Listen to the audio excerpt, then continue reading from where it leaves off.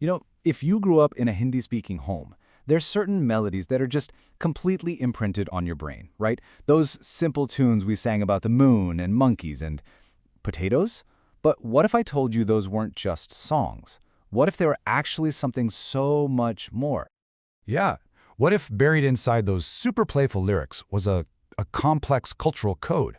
Like a secret set of instructions teaching us everything from family dynamics all the way to personal safety. So let's do it. Let's try to decode that manual, one rhyme at a time. Okay, so first up, let's talk about the absolute foundation of any kid's world, food and family. Because these rhymes, they don't just entertain, they actually establish the core principles of care and connection, like right from the very beginning. Just take this famous line from Chanda Mama. It's so simple, but wow, it's so profound. In just a handful of words, it lays down this fundamental rule of nurturing. The child is the priority, period. Your needs come second.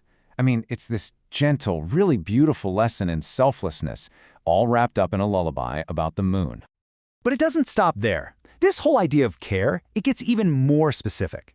See, it's not just some vague promise that you'll be safe. These rhymes actually map out exactly how and by whom a child's going to be looked after.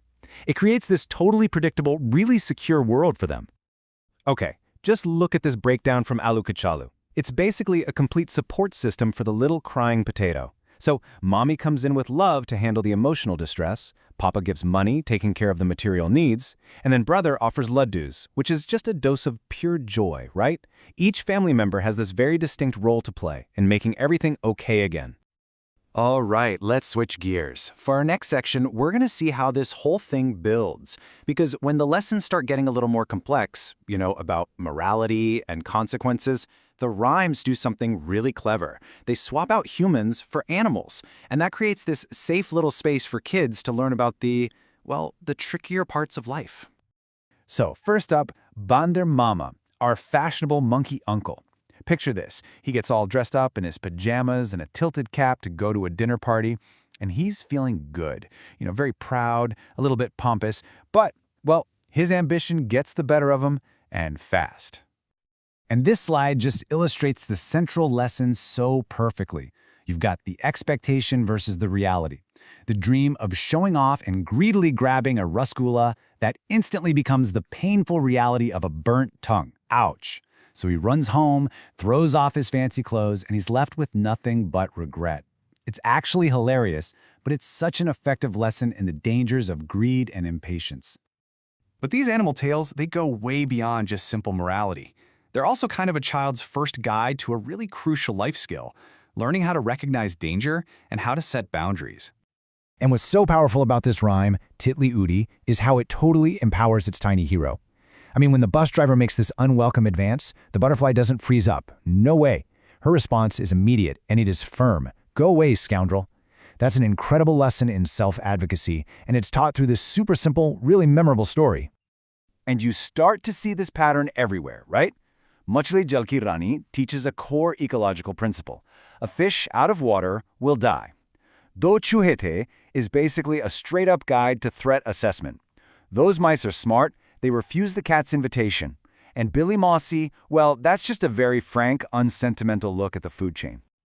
Okay, for our final section, we're diving into the rhymes that seem to defy all logic. I'm talking about the ones that are just delightfully, brilliantly absurd.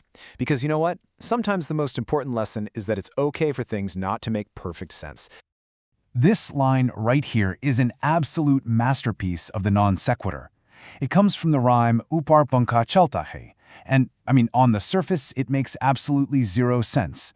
An empty peanut has no logical connection whatsoever to someone being your uncle. But that's precisely the point. So when you actually map out the plot like this, you can see it's just a journey into pure surrealism. Each event is connected only by rhyme, not by any kind of reason. What it's teaching kids is that language is a playground, a place where you can break the rules, you can create these absurd connections, and you can just have fun with it. It's really a lesson in pure, unadulterated creativity.